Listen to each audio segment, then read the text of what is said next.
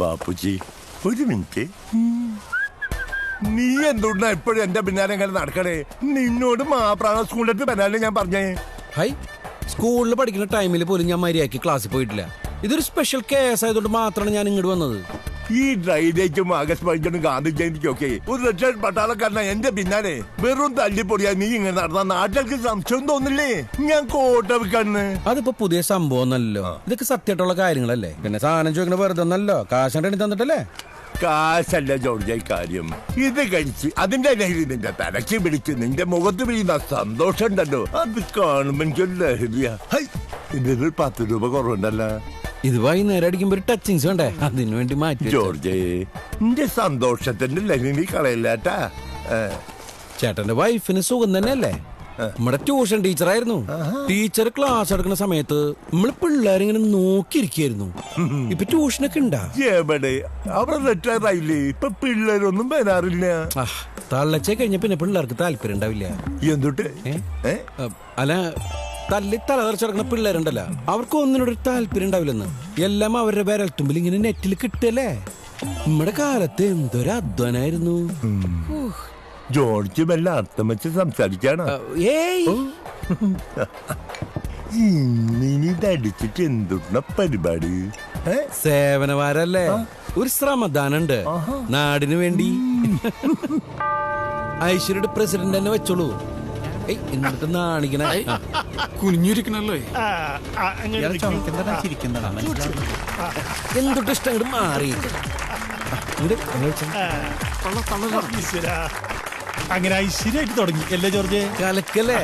അപ്പോഴേ അടുത്ത മരുന്ന് നിങ്ങൾ തൊടും. ഞാൻ ഇവർക്ക് ഒരു സ്റ്റേറ്റ്മെന്റ് കൊടുക്കട്ടെ. ഓക്കെ, ആളൊറ്റയ്ക്ക് പഠിക്കാനുള്ള പരിപാടി കേട്ടാ. പണിയെടുക്കൂലടാ, ചീപ്പായിട്ടാ. ബ്ലൈൻഡ് ലുക്ക് വെക്കണ്ട. ജോർജ് പച്ച പൊരിക്കൂട്ടാ. നല്ല ഉഗ്രം ബ്ലൈൻഡ് ലുക്കല്ല. എന്നാ എന്റെ അപ്പനോട് തൊട്ടാ. നിന്റെ അപ്പന് വേണം.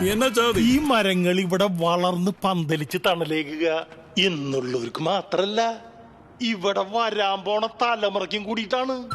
അതാണ് ഗാന്ധിജി കണ്ട സ്വപ്നം, ഗാന്ധിജി വിഭാവനം ചെയ്ത ഇന്ത്യ. നമ്മളെ കൂടെ ഒന്ന് ബൂസ്റ്റ് ചെയ്തോളൂ. ഈ ജോർജിന്റെ ഒക്കെ പ്രവർത്തനങ്ങളെ സഹിക്കൂല, അത്ര ഭയങ്കരാണ്. 100 വൃക്ഷങ്ങൾ നടുന്നേലല്ല കാര്യം, അതിനുവേണ്ടി 100 കുഴികൾ ജോർജും കൂട്ടരും കുഴിച്ചു എന്നുള്ളതിലാണ്. വിയർപ്പൊലിച്ച അധ്വാന നമ്മളിവിടെ കണ്ടത്. നാടിന്റെ നന്മ അത്ര നമ്മൾ ഉദ്ദേശമുള്ളൂ കേട്ടോ. അതുകൊണ്ട് അവന് കുറച്ച് കഞ്ഞും കൂടി എടുത്തു കൊടുത്തേടി. എന്നാലും ജോർജ് ഇത്രയും കുഴിയൊക്കെ വെട്ടിയിട്ട് കുഴമ്പ് വല്ലതും തടവണോ? എന്തുട്ടാണ് അമ്മച്ചി, ഇതൊക്കെ കാര്യമില്ലാത്ത കാര്യങ്ങളല്ലേ. ജോർജ് ചാൻ ഇതൊക്കെ ചെയ്തിട്ട് എന്തിട്ട് ഗുണം കിട്ടാനാ? അതന്നെയാണ് പ്രശ്നം അമ്മച്ചി. എല്ലാവരും എഞ്ചിനീയറും ഡോക്ടറും പള്ളിയിലച്ഛനൊക്കെ ആവാൻ പോയി കഴിഞ്ഞാ ഈ നാടിന് വേണ്ടി, ഈ നാടിന്റെ ഫ്യൂച്ചറിന് വേണ്ടി തിങ്ക് ചെയ്യാൻ ആരാ ഉള്ളത്? ഭാവി തലമുറയ്ക്ക് വേണ്ടി ഈ ഭൂമി കാത്തു സൂക്ഷിക്കാൻ ആരെങ്കിലും വേണ്ടേന്ന്? നീ എന്തുട്ട ഇങ്ങനെ ഇരിക്കണേ? എന്റെ സംഭവങ്ങൾ കണ്ടിട്ട് ബോധം പോയാ? സംഭവങ്ങൾ ഇനി പുറകെ ചടപടന്ന് വരാൻ പോണുള്ളൂ. നിന്റെ അപ്പൻ ഇതൊന്ന് കണ്ടാ മതിയായിരുന്നു. ചാനലുകാരുടെ ഇന്ന് CD വാങ്ങിച്ച് വച്ചണ്ട അമ്മച്ചി. അച്ഛൻ നല്ല മൂഡിലിരിക്കുമ്പോ അമ്മച്ചി ഒതുക്കത്തില് കാണിച്ചു കൊടുത്തോളൂട്ടാ. ആളെ ഹാപ്പി ആയിക്കോട്ടെന്ന്. അച്ഛനെത്തില്ലോ. ഞാൻ ലേശം വെയിറ്റ് ഇടൂട്ടാ. 100 ആയുസ്സ. അച്ഛനല്ലേ പറയാറ് ഇവൻ ഒന്നിനും കൊള്ളാത്തവനാന്ന്. ഇവൻ ചെയ്ത കാര്യങ്ങൾ അച്ഛൻ കണ്ട? ഞാൻ കണ്ടില്ല, പക്ഷെ കണ്ടോര് വന്നുണ്ട്. കേറി വരണം.